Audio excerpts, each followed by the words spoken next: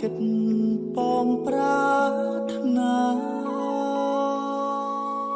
មិនជឿលើនិស័យមិនជឿព្រេងវាសនាតែពេលនេះទើបដឹងថាជាការពិត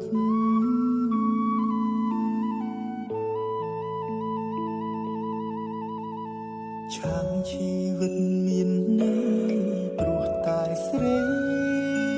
ម្នាក់បងត្រូវជប់ជុំពេញក្តីស្នេហាដ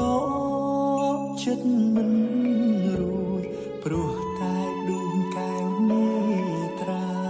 អូនជាទេពធីតាក្នុងសូបិន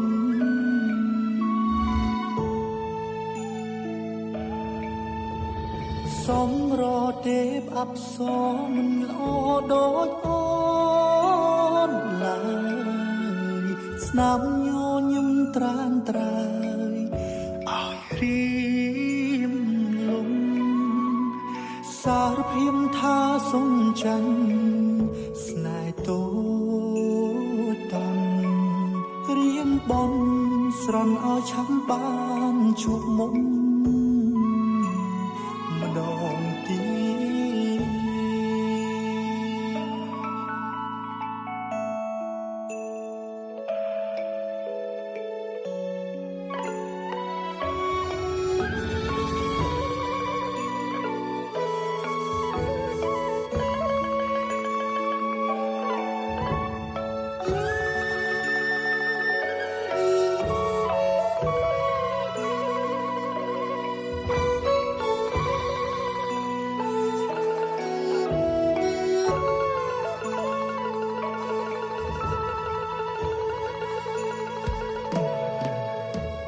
ឆាំជីវិតមានន័យ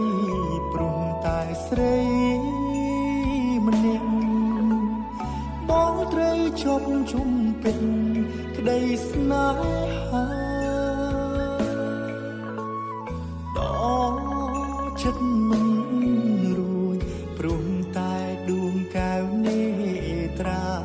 អូនជាទេពធីតាក្នុងសូបិន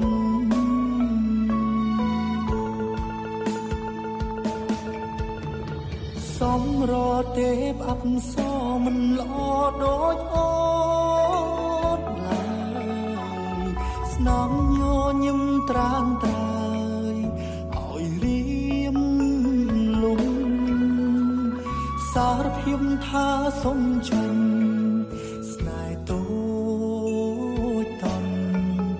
រៀមបនស្រន់ឲ្យឆាប់បានជួបមុខម្ដងទៀតសំរទេពអប្សរមិនល្អដូចអូនឡើយស្នាមញញឹមត្រានត្រើយឲ្យរៀមលំសារភាពថាសុំចាញ់ស្នេហ៍តូចតាន់រៀមបនស្រន់ឲ្យឆាប់បានជួបមុំ